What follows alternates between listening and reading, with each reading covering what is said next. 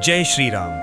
क्या आपने कभी सोचा है कि किसी की मृत्यु के बाद होने वाले मृत्यु भोज में शामिल होना आपके जीवन पर क्या प्रभाव डालता है? क्या ये सिर्फ एक परंपरा है या इसके पीछे कोई गहरा आध्यात्मिक विज्ञान छिपा है?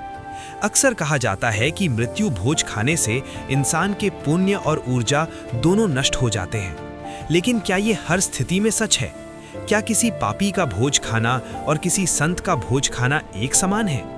आज के इस विशेष एपिसोड में हम गरुड़ पुराण, महाभारत और ऋषियों के ज्ञान के आधार पर इस विषय का विश्लेषण करेंगे। वीडियो के अंत तक आप जान जाएंगे कि मृत्यु भोज अपराध है या नहीं। दोस्तों, अक्सर हम अपराध और पाप को एक ही समझ लेते हैं, लेकिन इनमें बहुत बड़ा अंतर है। अपराध तब होता है जब हम किसी नियम को तोड़ते हैं या किसी जीव को प्रत्यक्ष नुकसान पहुंचाते हैं। किसी निर्दोष जीव की हत्या करना, मांस भक्षण करना या किसी का हक छीन लेना, ये सीधे तौर पर कर्म बंधन का कारण बनता है। मृत्यु भोज क्या है? मृत्यु भोज मूल रूप से एक सामाजिक क्रिया है।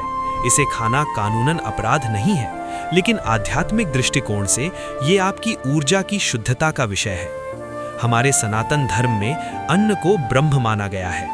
अन्न केवल पेट नहीं भरता, वो बनाने वाले और खिलाने वाले के संस्कार भी लेकर आता है। मृत्यु के समय घर का वातावरण शोक से भरा होता है। जब किसी परिवार में मृत्यु होती है तो वहां की ऊर्जा बहुत भारी और नकारात्मक होती है।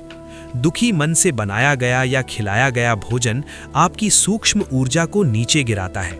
यही कारण है कि पुराने समय में ऋषि मुनि किसी के मृत्यु के बाद का अशुद्ध समय में भोजन ग्रहण नहीं करते थे। यहाँ एक बहुत महत्वपूर्ण सवाल आता है, क्या हर मृत्यु भोज बुरा है? इसका जवाब व्यक्ति के कर्मों में छिपा है।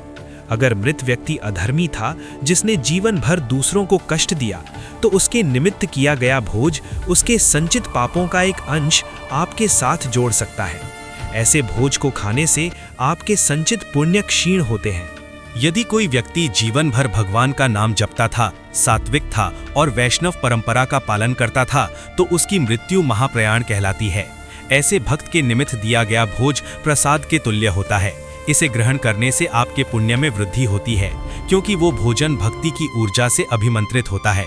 यदि व्यक्ति ना बहुत पापी था, ना बहुत बड़ा भक्त, तो उसका भोज खाने से ना पाप बढ़ता है, ना पुण्य। ये केवल शरीर की भूख मिटाने जैसा है, लेकिन आध्यात्मिक उन्नति चाहने वालों को इससे भी बचने की सलाह दी जाती है। महाभारत के अनुशासन पर्व में बताया गया है कि शोक का अन्न ग्रहण करने से बुद्धि का नाश होता है।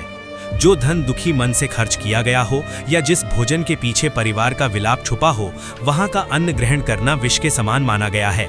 गरुड़ पुराण के अनुसार मृत्यु के बाद 13 दिनों तक आत्मा उसी घर के आसपास रहती है। इस दौरान जो दान पुण्य और भोजन कराया जाता है, उसका उद्देश्य आत्मा की यात्रा को सुगम बनाना होता है, न कि मेहमानों को दावत देना।